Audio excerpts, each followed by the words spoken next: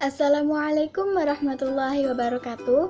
Perkenalkan, nama saya Kairia, NIM 20081060001. Saya dari kelas Tadris Biologi A semester 2. Pada kesempatan kali ini, saya akan sedikit memaparkan materi mengenai Pancasila sebagai paradigma kehidupan masyarakat, berbangsa, dan bernegara. Sebelum membahas lebih jauh mengenai peran Pancasila sebagai paradigma dalam kehidupan bermasyarakat, berbangsa, dan bernegara, kita akan terlebih dahulu membahas mengenai apa itu paradigma. Apa sih paradigma ini? Apakah teman-teman sudah tahu apa itu paradigma?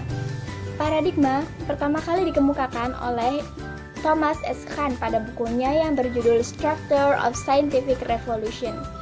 Beliau mengatakan bahwa paradigma merupakan asumsi-asumsi dan asumsi-asumsi teoritis yang umum, sehingga merupakan sumber hukum, metode, dan penerapan dari ilmu pengetahuan yang menentukan suatu sifat, struktur, dan ciri dari ilmu pengetahuan itu sendiri. Sedangkan, menurut Kamus Besar Psikologi menyebutkan bahwa paradigma merupakan suatu pola atau metode mendemonstrasikan semua fungsi yang tersaji. Berdasarkan pengertian-pengertian tersebut, maka kita dapat menarik garis besar dari paradigma, yakni kerangka berpikir, sumber nilai, dan orientasi arah. Pancasila sebagai paradigma pembangunan ilmu pengetahuan dan teknologi atau IPTEK. Dalam peranan Pancasila sebagai paradigma pembangunan IPTEK mengandung makna bahwa segala pembangunan nasional harus berlandaskan pada nilai-nilai Pancasila. Artinya apa? Artinya bahwa segala pembangunan nasional ini diharapkan menjadikan Pancasila sebagai landasan moral, landasan nilai, dan kerangka berpikirnya. Nah, adapun nilai-nilai Pancasila dalam paradigma perkembangan IPTEK adalah yang pertama, ketuhanan yang Maha Esa. Artinya bahwa pengembangan ilmu pengetahuan dan teknologi ini tidak mengacu kepada apa yang ditemukan, apa yang diciptakan, dan apa yang dibuktikan, tetapi juga mengacu kepada apa manfaat dan dampak negatif bagi umat manusia dan alam sekitarnya. Yang kedua adalah kemanusiaan yang adil dan beradab. Artinya bahwa pengembangan IPTEK ini haruslah berlandaskan pada keadilan dan beradab sesuai dengan budaya manusia. Yang ketiga adalah persatuan Indonesia. Diharapkan pengembangan IPTEK ini menjadi sarana dalam menggalang persatuan dan kesatuan bangsa Indonesia. Yang keempat adalah kerakyatan yang dipimpin oleh hikmah kebijaksanaan dalam permusyawaratan perwakilan. Artinya bahwa pengembangan IPTEK ini harus berdasarkan pada demokratis dan keterbukaan. Demokratis artinya bahwa semua orang termasuk kita semua dan teman-teman sekalian dapat ikut andil dalam pengembangan ilmu pengetahuan dan teknologi. Serta terbuka, artinya ilmu pengetahuan dan teknologi ini terbuka untuk umum, boleh dikritik, boleh dikaji ulang atau dibandingkan dengan teori-teori yang lainnya. Dan yang terakhir adalah keadilan sosial bagi seluruh rakyat Indonesia. Pengembangan IPTEK diharapkan bersifat adil dan seimbang dalam kehidupan manusia. Keseimbangan dalam kehidupan manusia ini maknanya bahwa seimbang dalam interaksi manusia dengan manusia lain, seimbang dalam interaksi manusia dengan Tuhan, dan seimbang antara interaksi manusia dengan alam sekitarnya.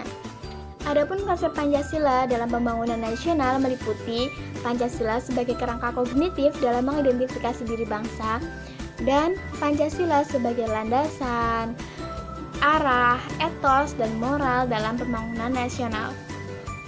Dalam menghadapi era globalisasi ini, terdapat dua karakteristik masyarakat dalam pembangunan nasional.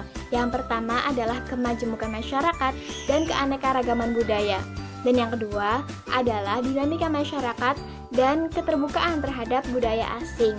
Nah, menghadapi hal-hal tersebut, maka dibutuhkan adanya prinsip atau pedoman dalam pembangunan nasional. Yang pertama adalah hormat menghormati akan keyakinan religius atau agama dari setiap orang. Yang kedua adalah hormat menghormati akan harkat dan martabat manusia. Yang ketiga adalah menjunjung tinggi nilai demokratis konstitusi meliputi persamaan politis, hak-hak asasi manusia, dan hak dan kewajiban sebagai warga negara. Yang keempat adalah kesatuan sebagai negara yang melayani segala bentuk sektarianisme, dan yang terakhir adalah keadilan sosial yang meliputi persamaan dan pemerataan. Nah, bayangkan, tanpa prinsip-prinsip tersebut, apa jadinya Indonesia? Jiwa bangsa Indonesia akan tergerus oleh budaya bangsa lain.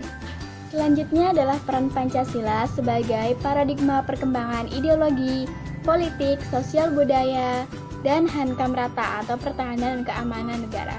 Nah, kita akan membahas satu persatu nih peran Pancasila ini. Yang pertama adalah peran Pancasila sebagai paradigma dalam perkembangan ideologi. Pancasila sebagai ideologi negara haruslah bersifat fleksibel. Artinya apa? Artinya bahwa Pancasila ini dapat berkembang atau berlaku dalam berbagai kondisi dan perkembangan zaman tanpa merubah nilai dan maknanya. Kemudian, apa sih kedudukan Pancasila dalam kehidupan bangsa ini? Dalam kehidupan bangsa, Pancasila memiliki kedudukan dan fungsi. Yang pertama adalah sebagai ideologi terbuka. Seperti yang dijelaskan tadi bahwa Pancasila ini harus bisa berkembang atau fleksibel mengikuti arah perkembangan zaman tanpa merubah makna dan nilainya. Kemudian Pancasila sebagai ideologi ini tercantum dalam undang-undang. Kemudian apa sih peran dan kedudukan Pancasila dalam kehidupan berbangsa ini? Yang pertama, Pancasila ini sebagai ideologi terbuka dari bangsa Indonesia. Apa sih ideologi terbuka ini? Ideologi terbuka maknanya adalah ideologi yang berlandaskan Pancasila ini harus bisa berperan atau bisa berlaku dalam berbagai kondisi dan keadaan sesuai dengan kemajuan zaman tanpa merubah nilai dan maknanya. Nilai dasar Pancasila dalam ideologi ini terkandung dalam Undang-Undang 1945. Dalam undang-undang telah dijelaskan berbagai tatanan kehidupan masyarakat Indonesia yang meliputi tatanan beragama, hukum, politik, sosial, budaya, dan pertahanan dan keamanan negara. Kemudian, yang kedua adalah Pancasila sebagai wawasan kebangsaan atau nasionalisme. Dalam wawasan kebangsaan atau nasionalisme ini, Pancasila terkandung dalam pembukaan Undang-Undang 1945 yang maknanya adalah atas berkat rahmat Allah yang Maha Kuasa dan didorongkan oleh keinginan yang luhur untuk berkehidupan kebangsaan yang bebas yang meliputi merdeka, bersatu, berdaulat, adil dan makmur yang berlandaskan atas asas Pancasila. Nah, selanjutnya adalah Pancasila sebagai paradigma dalam perkembangan politik nasional. Dalam perkembangan politik nasional, ketika berlandaskan kepada Pancasila, maka haruslah berkedaulatan rakyat dan demokratis. Dalam membangun kehidupan politik nasional, haruslah memperhatikan beberapa aspek. Yang pertama adalah politik nasional haruslah berkedaulatan rakyat, demokratis dan terbuka. Yang kedua, adanya kemandirian bagi partai-partai politik dalam memperjuangkan kepentingan rakyatnya. Yang ketiga, adanya pendidikan politik bagi masyarakat dalam rangka menumbuhkan kebudayaan politik yang demokratis. Dan yang keempat adalah adanya pemilihan umum yang berkualitas dan diikuti oleh semua kalangan masyarakat. Nah, melihat hal itu, ada juga beberapa tiga aspek demokratis yang harus dikembangkan untuk mewujudkan hal tersebut. Yang pertama adalah demokratis dalam sistem pemerintahan, demokratis dalam kebudayaan politik, dan demokratis dalam struktur organisasi. Selanjutnya adalah Pancasila sebagai paradigma dalam perkembangan ekonomi nasional. Cita-cita kesejahteraan yang merata ini selalu berakses pada sumber ekonomi, kehidupan kerja, informasi, dan kesehatan. Maka, sumber daya manusia atau SDM menjadi kunci dalam keberhasilan ekonomi nasional bangsa. Adapun kualitas-kualitas atau kriteria-kriteria sumber daya manusia yang digunakan dalam meningkatkan kesejahteraan nasional atau pengembangan ekonomi nasional ini, yang pertama adalah memiliki kemampuan dasar untuk berkembang. Yang kedua, memiliki kemampuan untuk menggunakan ilmu dan teknologi dalam mengelola sumber daya alam secara efisien, efektif, lestari, dan berkesinambungan. Yang terakhir adalah memiliki etos profesional. Maksudnya adalah dapat bertanggung jawab dalam pengembangan ilmunya, kemudian bersifat jujur dalam melaksanakan tugasnya, memiliki ketelitian dalam melayani masyarakat, dan memiliki penghargaan terhadap waktu. Kemudian, peran Pancasila sebagai paradigma dalam perkembangan sosial budaya. Pancasila dapat dijadikan kerangka referensi dalam identifikasi diri bahwa Pancasila ini bersifat kredibel. Apa itu kredibel? Kredibel artinya bahwa masyarakat menyadari secara nyata prinsip-prinsip yang terkandung dalam Pancasila. Adapun usaha yang dilakukan dapat melalui cara-cara sebagai berikut. Yang pertama adalah penghormatan terhadap harkat dan martabat manusia. Kemudian yang kedua, perlakuan secara manusiawi. Yang ketiga adalah solidaritas sebagai bangsa karena menipisnya ekonomi dan kesenjangan ekonomi dan sosial budaya. Kemudian yang keempat adalah kesempatan dalam ikut berpartisipasi dalam kehidupan politik. Dan yang terakhir adalah Pancasila sebagai paradigma dalam perkembangan keamanan dan ketahanan negara. Perwujudan Pancasila dalam keamanan dan ketahanan negara ini dapat dijabarkan sebagai berikut.